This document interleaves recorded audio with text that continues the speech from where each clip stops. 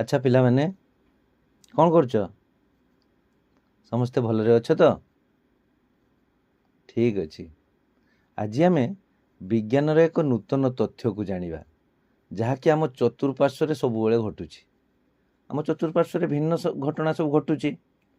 ଆଚ୍ଛା ସ୍ମୃତି, ତୁମେ କହିଲ କ'ଣ ଘଟଣା ତୁମେ ଦେଖୁଛ? କ'ଣ କହିଲ? ଲାଇଟ୍ ଜଳୁଛି। ଲାଇଟ୍ କହିଲେ ବଲ୍ବ, ବଲ୍ବ ଜଳୁଛି।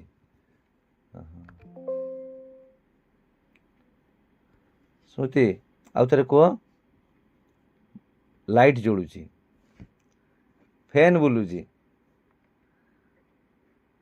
ଆଉ ଗ୍ରାଇଣ୍ଡର ଚାଲୁଛି। ଆଉ କ'ଣ ହଉଛି? ଆଉ କିଏ କହିବ? ଆରେ କୁହ, ତୁମ ଦୈନନ୍ଦିନ ଜୀବନରେ ଆହୁରି ଏମିତି କେତେ କ'ଣ କାର୍ଯ୍ୟ ହେଉଛି ନାଇଁ? ତୁମେ ଯେଉଁ କହିଲ ଲାଇଟ୍ ଜଳୁଛି, ମାତ୍ର ସେଇଟା ଲାଇଟ୍ ଜଳୁନାହିଁ, ସେଇଟା ବଲ୍ବ ଜଳୁଛି। ହଉ, ସେଇ ବଲ୍ବ କେମିତି ଜଳେ କହିଲ? କିଏ କହିବ? କ'ଣ ହେଲା, କେହି ଜାଣିନ? ହଁ, ସନ୍ତୋଷ କହିବ। କ'ଣ? ଭେରି ଗୁଡ୍, ବିଦ୍ୟୁତ ସାହାଯ୍ୟରେ ଜଳୁଛି। ଏବେ ଆସ ଗୋଟେ ପରୀକ୍ଷା କରି ଦେଖେଇବି ବଲ୍ବଟି କେମିତି ଜଳୁଛି। ଦେଖିବା ତ। ସମସ୍ତେ ପରୀକ୍ଷାଟିକୁ ଠିକ୍ ଭାବେ ନିରୀକ୍ଷଣ କରିବ। ପରୀକ୍ଷା ପାଇଁ ଆବଶ୍ୟକୀୟ ଉପକରଣ ଗୁଡ଼ିକ ହେଲା ବ୍ୟାଟେରୀ, ବଲ୍ବ, ତାର ଓ ସୁଇଚ୍। ଏହି ସମସ୍ତ ଉପକରଣକୁ ବ୍ୟବହାର କରି ଆମେ ଏକ ସରଳ ସର୍କିଟ୍ ତିଆରି କରିବା। ଓ ସର୍କିଟ୍ କ'ଣ ଜାଣିନ? ପରିପଥ। ଏବେ ଦେଖ, ଆମେ ସୁଇଚ୍ ଅନ୍ କଲାରୁ ବଲ୍ବଟି ଜଳୁଛି, ଜଳୁଛି କି ନାହିଁ? ପୁଣି ସୁଇଚ୍ ଅଫ୍ କଲାରୁ ବଲ୍ବଟି ଲିଭୁଛି। କାହିଁକି ଏମିତି ହେଉଛି ତୁମେ କହିପାରିବ କି? କିଏ କହିବ? ହାତ ଟେକ। କେହି ନୁହଁ? ତେବେ ଦେଖ କ'ଣ ହେଉଛି କି, ଆମେ ସୁଇଚ୍ ଅନ୍ କରିବା ମାତ୍ରେ ପରିପଥଟି ମୁକ୍ତ ହୋଇ ବିଦ୍ୟୁତ ପ୍ରବାହିତ ହେଉଛି, ଯାହାଫଳରେ ବଲ୍ବଟି ଜଳୁଛି। ଯେତେବେଳେ ଆମେ ସୁଇଚ୍ ଅଫ୍ କରୁଛେ, ପରିପଥଟି ମୁଦିତ ହୋଇ ବିଦ୍ୟୁତ ପ୍ରବାହ ବନ୍ଦ ହୋଇଯାଉଛି, ଯାହାଫଳରେ ବଲ୍ବଟି ଜଳୁନାହିଁ। ସମସ୍ତଙ୍କୁ ପରୀକ୍ଷାଟି ଭଲ ଲାଗିଲା ତ? ସମସ୍ତେ ବୁଝିଗଲ? ସମସ୍ତେ ବୁଝିଗଲ? ଆଚ୍ଛା, ଆମେ ଯେଉଁ ପରୀକ୍ଷାଟି କଲେ ସେଥିରେ ବ୍ୟବହୃତ ହୋଇଥିବା ତାର କେଉଁଥିରେ ତିଆରି ତାହା ତୁମେ କହିପାରିବ କି? ହଁ, ଜଗନ କୁହ। ଲୁହାରେ ତିଆରି? ବା। ସୀମା? ତମ୍ବାରେ ତିଆରି। ଶୀତମକୁ ଆଉ କ'ଣ ଅଲଗା କ'ଣ? ଆଲୁମିନିୟମରେ ତିଆରି। ଆଚ୍ଛା, ଏଇ ଯେଉଁ କହିଲ ଲୁହା, ତମ୍ବା, ଆଲୁମିନିୟମ, ଏଗୁଡ଼ିକ ଗୋଟିଏ ଗୋଟିଏ କ'ଣ ଜାଣିଛ କି ପିଲେ? ଆରେ ତୁମେ କହିପାରିବ କି ନାହିଁ? ଏସବୁ ଗୋଟିଏ ଗୋଟିଏ ଧାତୁ। ପଦାର୍ଥକୁ ତିନୋଟି ଭାଗରେ ବିଭକ୍ତ କରାଯାଇଛି, ଯଥା ଧାତୁ, ଅଧାତୁ ଓ ଉପଧାତୁ। ପିଲାମାନେ, ଏବେ ଆମେ ଧାତବ ପଦାର୍ଥର ଗୁଣ ଗୁଡ଼ିକୁ ଜାଣିବା। ଏବେ ତମେ ସ୍କ୍ରିନ୍କୁ ଦେଖ ଏବଂ ସ୍କ୍ରିନ୍ର ଲେଖାକୁ ଦେଖି ନିଜ ଖାତାରେ ଲେଖିନିଅ। ଧାତୁ ଗୁଡ଼ିକ ସାଧାରଣତଃ ଶକ୍ତ ଓ କଠିନ ହୋଇଥାଏ। ଧାତୁକୁ ବାଡ଼େଇଲେ ତାହା ଶବ୍ଦ ହୋଇଥାଏ। ନମନୀୟତା ଓ ତନ୍ୟତା ଧାତୁର ଆଉ ଏକ ଗୁଣ। ଧାତବ ପଦାର୍ଥ ମଧ୍ୟ ଦେଇ ବିଦ୍ୟୁତ ପ୍ରବାହିତ ହୁଏ। 4ଟି ପଏଣ୍ଟ ଲେଖିଲ ନା? ଏବେ ତୁମେ ଧାତୁର ଆଉ କିଛି ଉଦାହରଣ ଦେଇପାରିବ କି? ପାରିବନି? ହଉ, ମୁଁ କହୁଛି ଶୁଣ। ରୂପା, ସୁନା, ଟାଇଟାନିୟମ, ପ୍ଲାଟିନମ, ଜିଙ୍କ, ଦସ୍ତା, ମାଗ୍ନେସିୟମ, ଏସବୁ ଗୋଟିଏ ଗୋଟିଏ ଧାତୁ। ଆଉ ଗୋଟେ କଥା ପିଲେ ମନେ ରଖ, ପାରଦ ହେଉଛି ଏକ ଧାତୁ ଯାହାକି ସାଧାରଣ ତାପମାତ୍ରାରେ ତରଳ ଅବସ୍ଥାରେ ଥାଏ, କିନ୍ତୁ ତାକୁ ଆମେ ଧାତୁ ବୋଲି କହୁଛୁ। ଏବେ ପିଲାମାନେ, তুমি ঘरे सब जो खेलना मोबाइल व्यवहार करछ कि नहीं, घरे जो कांथ घंटा अच्छी से जो बैटरी व्यवहार होइछि से बैटरी रो चार्ज सरीगले घंटा आउ चलिबो कि मोबाइल जो खेलना मोबाइल से आउ लाइट जलिबो कि जलिबोनी। कहीं एमती हुए जानिछ कि ओ कहीं ना विद्युत व्यवहृत होइतिबा बैटरी चार्ज सरी जाए। तेबे चार्ज सरीगले तुम कौन कर फोपाड़ी दियो कहीं ताकू आमे पुनः व्यवहार करि परिबानी। एणु बैटरी रे चार्ज सरीबा एक अप्रत्यावर्ती परिवर्तन। एबे आउ एक अप्रत्यावर्ती परिवर्तन रो उदाहरण कहल देखिवा, टिके चिंता करी कुह। कहीं जानिन नहीं? हाँ ठीक अच्छी, मु कहूची शुण। ये जो गछरु सुखिला पत्र सब खसी पड़े, तुम्हें ताको आवर्जना करी फिंगुच, ताहा धीरे धीरे सड़ी जाई कंपोस्ट खतरे परिणत हो जाउची। एणु एहा एक अप्रत्यावर्ती परिवर्तन।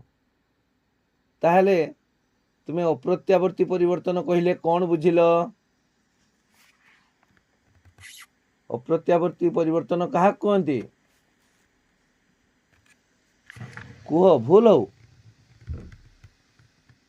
जेउ परिवर्तन रे पदार्थ मूल अवस्था को फेरी आसी पारे नहीं ताकू आउ थरे कहूँ लेख, जेउ परिवर्तन रे पदार्थटी मूल अवस्था को फेरी आसी पारे नहीं ताकू अप्रत्यावर्ती परिवर्तन कहा जाए। समस्ते लिखिल कि नहीं? खाता लिखि सारछ? तो अप्रत्यावर्ती परिवर्तन आउ किछि उदाहरण देख। क्षीर दही रे परिणत हेबा, लुहारे कलंकी लागिबा, दियासिली काठी जलिबा। लिखिल समस्ते? कौन लिखिल जने पढ़िल? नले तमे स्क्रीन को देखी कुह से उदाहरण टा। हाँ, क्षीर दही रे परिणत हवा,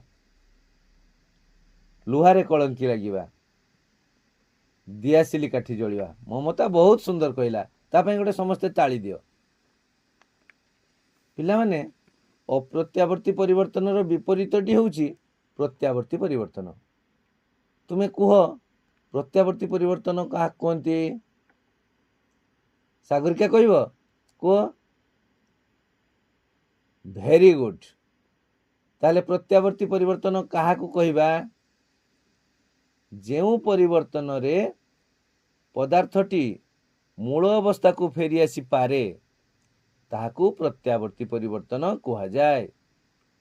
खातार समस्ते लेख, जेउ परिवर्तन रे पदार्थटी मूल अवस्था को फेरी आसे ताकू प्रत्यावर्ती परिवर्तन कहा जाए।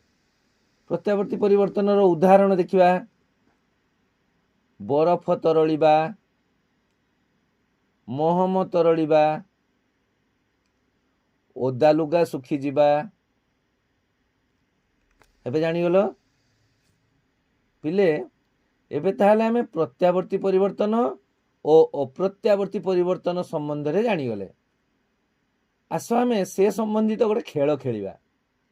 मु उभय प्रत्यावर्ती परिवर्तन और अप्रत्यावर्ती परिवर्तन रो गोटे गोटे उदाहरण मिसी करी कहिबी, तुमे मन देई सुनिबो।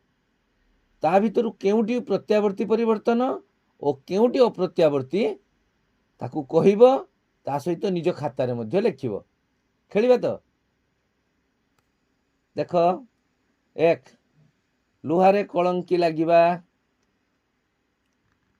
संतोष को बा अप्रत्यावर्ती परिवर्तन। दुई बरफ तरलिबा, अजय प्रत्यावर्ती परिवर्तन। तीन फल पची जिबा, ममता अप्रत्यावर्ती परिवर्तन। बहुत सुंदर, तुम सब जानिच। दियासिली काठी जलिबा अप्रत्यावर्ती परिवर्तन। ମହମ ତରଳିବା, ପ୍ରତ୍ୟାବର୍ତ୍ତୀ ପରିବର୍ତ୍ତନ। ସବୁ ଠିକ ଭାବେ ତୁମେ ଶୁଣିଛ ନାଇଁ? ତାହେଲେ ଆମେ ପ୍ରତ୍ୟାବର୍ତ୍ତୀ ପରିବର୍ତ୍ତନ ଓ ପ୍ରତ୍ୟାବର୍ତ୍ତୀ ପରିବର୍ତ୍ତନକୁ ସମସ୍ତେ ଜାଣିଗଲେ। ପିଲାମାନେ, ତୁମକୁ ଲାଗୁନି ଆମ ପରିବେଶର ତାପମାତ୍ରା ଦିନକୁ ଦିନ ବଢ଼ି ଯାଉଛି, ଯଦ୍ୱାରା ଆମକୁ ଅଧିକ ଗରମ ଅନୁଭୂତ ହେଉଛି। ବେଳେବେଳେ ଗରମ କମିଯାଇ ଥଣ୍ଡା ଲାଗେ। ଏଭଳି କାହିଁକି ହେଉଛି? ହଁ ଶିବାଂଶ କହିଲ। ହଁ, ବର୍ଷା ପାଇଁ। Very good. ତାହେଲେ ତୁମେ ଗୋଟିଏ ଜିନିଷକୁ ଲକ୍ଷ୍ୟ କରିଛ କି? ବାୟୁମଣ୍ଡଳରେ ଏହା ଏକ ଚକ୍ରାକାର ପ୍ରକ୍ରିୟାରେ ସଂଗଠିତ ହୋଇଥାଏ। ଏହି ଆଧାରରେ ମୁଁ ଏ ଚିତ୍ରଟିକୁ ଦେଖାଉଛି। ଚିତ୍ରଟିକୁ ତମେ ଭଲ ଭାବେ ଲକ୍ଷ୍ୟ କର। ସମସ୍ତେ ଚିତ୍ରଟିକୁ ଦେଖ। କ'ଣ ହେଉଛି? ପ୍ରଥମେ ସୂର୍ଯ୍ୟଙ୍କ କିରଣରେ ନଦୀ, ହ୍ରଦ ଓ ସମୁଦ୍ରର ଜଳ ଗରମ ହୋଇ ଜଳୀୟ ବାଷ୍ପରେ ପରିଣତ ହୁଏ ଓ ଏହି ପ୍ରକ୍ରିୟାକୁ ବାଷ୍ପୀଭବନ କୁହାଯାଏ। ତ ବାଷ୍ପୀଭବନ କାହାକୁ କହନ୍ତି?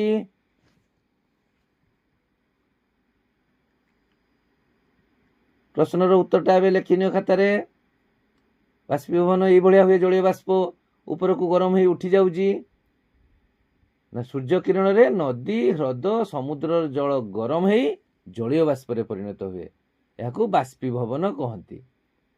ଏବେ ଗଛଲତା ମଧ୍ୟ ପତ୍ର ଦ୍ୱାରା ବାୟୁମଣ୍ଡଳକୁ ଜଳୀୟ ବାଷ୍ପ ଛାଡ଼ନ୍ତି, ଯାହାକୁ କି ଉତ୍ସେଦନ କୁହାଯାଏ। ତ ଉତ୍ସେଦନ କାହାକୁ କୁହନ୍ତି ମାନସ? ହଁ, ଗଛଲତା ପତ୍ର ଦ୍ୱାରା ବାୟୁମଣ୍ଡଳକୁ ଜଳୀୟ ବାଷ୍ପ ଛାଡ଼ିବା ପ୍ରକ୍ରିୟାକୁ ଉତ୍ସେଦନ କୁହାଯାଏ। ଭଲ। ସେଇ ଜଳୀୟ ବାଷ୍ପ ହାଲୁକା ହୋଇଥିବାରୁ ଏହା ଉପରକୁ ଉଠିଯାଏ ଏବଂ ଉପରେ ବାୟୁମଣ୍ଡଳରେ ଥଣ୍ଡା ସଂସ୍ପର୍ଶରେ ଆସି ଏହା ଛୋଟ ଛୋଟ ଜଳକଣାରେ ପରିଣତ ହୋଇ ମେଘ ସୃଷ୍ଟି କରେ। ଏହାକୁ ଘନୀଭବନ କୁହାଯାଏ। ଘନୀଭବନ କାହାକୁ କୁହନ୍ତି? ନା, ଯେଉଁ ଜଳୀୟ ବାଷ୍ପ ହାଲୁକା ହୋଇ ଉପରକୁ ଉଠିଗଲା, ସେଟା ବାୟୁମଣ୍ଡଳରେ ଥଣ୍ଡା ସଂସ୍ପର୍ଶରେ ଆସି ଛୋଟ ଛୋଟ ଜଳକଣାରେ ପରିଣତ ହୋଇ ମେଘ ସୃଷ୍ଟି କଲା। ଏହାକୁ ଘନୀଭବନ କୁହାଯାଏ। ମେଘୁଆ ଆକାଶ ତୁମେ ଦେଖିଥିବ।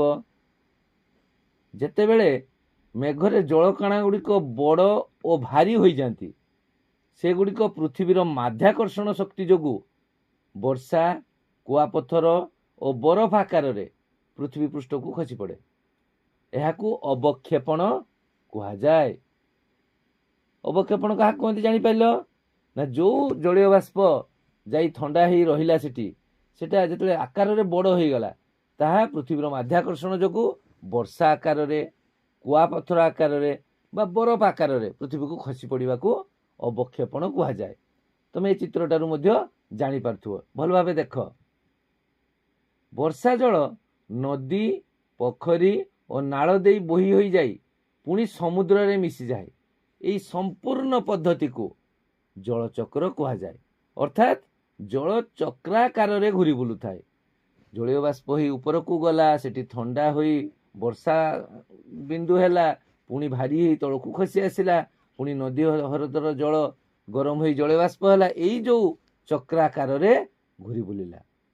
କିଛି ଜଳ ମାଟି ଭିତରକୁ ଶୋଷି ହୋଇଯାଏ, ଯାହାକୁ ଭୂତଳ ଜଳ କୁହାଯାଏ। ଏବେ ଏଟା ଆମେ ଜାଣିଗଲେ ଜଳଚକ୍ର କ'ଣ। ତେବେ ତାହାର ଗୁରୁତ୍ୱ କ'ଣ ଜାଣିବା? ଜଳଚକ୍ରର ଗୁରୁତ୍ୱ କ'ଣ? ହଉ ଦେଖ, ଏବେ ସ୍କ୍ରିନକୁ ଠିକ ସେ ଲକ୍ଷ୍ୟ କର। ଏହା ପୃଥିବୀରେ ମଧୁର ଜଳର ଯୋଗାଣକୁ ବଜାଇ ରଖେ। 2. ଉଦ୍ଭିଦ ଓ ପ୍ରାଣୀମାନଙ୍କର ବଞ୍ଚିବା ପାଇଁ ଏହା ଏକ ଅପରିହାର୍ଯ୍ୟ ପ୍ରକ୍ରିୟା। 3. ଏହା ପୃଥିବୀର ତାପମାତ୍ରାକୁ ନିୟନ୍ତ୍ରଣ କରିବାରେ ସାହାଯ୍ୟ କରିଥାଏ। ଏହି ହେଲା ଜଳଚକ୍ରର ଗୁରୁତ୍ୱ।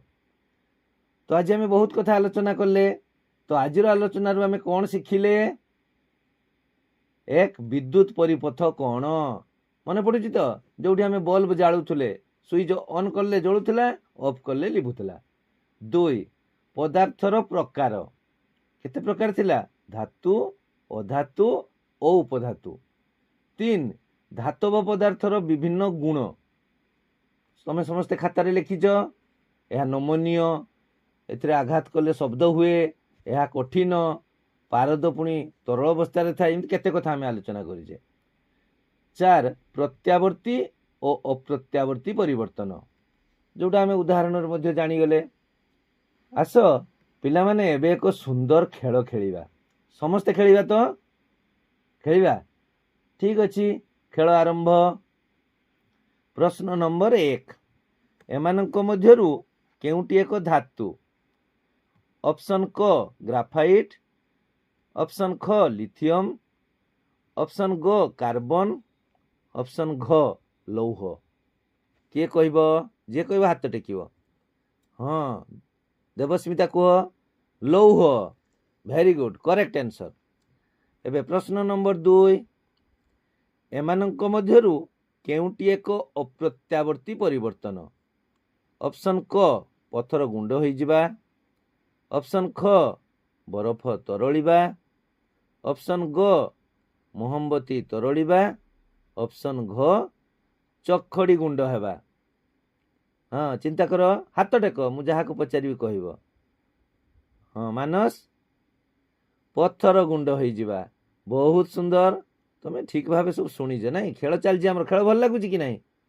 एबे प्रश्न नंबर 3, एमानक मध्यरु केउटी जलचक्रर एक प्रक्रिया नुहे? ऑप्शन क नदी और समुद्र जल बाष्पीभूत हेबा, ख जल वृष्टिपात आकार रे फेरी आसिबा, ऑप्शन ग नदी जल समुद्र रे मिसिबा, ऑप्शन घ बाष्पीभूत जल ठंडा होई मेघरे परिणत हेबा। प्रश्न समस्ते बुझिल ना? एमानक मध्यरु केउटी जलचक्रर एक उदाहरण बा एक प्रक्रिया नुहे? किए कहब? हाँ ठीक आंसर। एबे नेक्स्ट क्वेश्चन देखिबा, एमानक मध्यरु केउटी एक तरल धातु? ऑप्शन क पारद, ऑप्शन ख लौह, ऑप्शन ग सुना, ऑप्शन घ रूपा। किए कहब? संजय कहब? बहुत समय पर संजय हाथ टेकिछि। हाँ बहुत सुंदर, पारद, राइट आंसर पारद। समस्ते शुणुच तो? हाँ परवर्ती प्रश्न, ओदा लुगा सुखिबा यह कि प्रकार परिवर्तन अंतर्भुक्त? ऑप्शन क अप्रत्यावर्ती, ऑप्शन ख प्रत्यावर्ती, ऑप्शन ग उभय, ऑप्शन घ एमानक मध्यरु कौनसिटी नुहे? किए कहब? निगमानंद कह। यस, ओदा लुगा सुखिबा प्रत्यावर्ती परिवर्तन। ठीक अछि, परवर्ती प्रश्न। आउ खेलिबानी? हाँ ठीक अच्छे। ताले आमे आजिर आलोचना जहाँ पढ़ी थिले तुम ठीक भाव सब मन रखीज नहीं पिला माने? एबे गोटे काम तुम घरू करि आनिबो, तुम पई गृह कर्मटीए। ड्रॉइंग फर्दरे जलचक्रर चित्र तैयारी करि आनिबो। तुम देखिल जलचक्रर चित्र मु देखैथिली स्क्रीन ले, एवं जो प्रक्रिया गुड़ा कहला बाष्पीभवन, उत्सेदन, घनीभवन, आमे केते कथा आलोचना कले, से सबु कथा जलचक्र अंतर्गत। तेणु जलचक्रर चित्रटीए करि आनिबो। ताले आजि पई एतिकी। समस्तंकु धन्यवाद।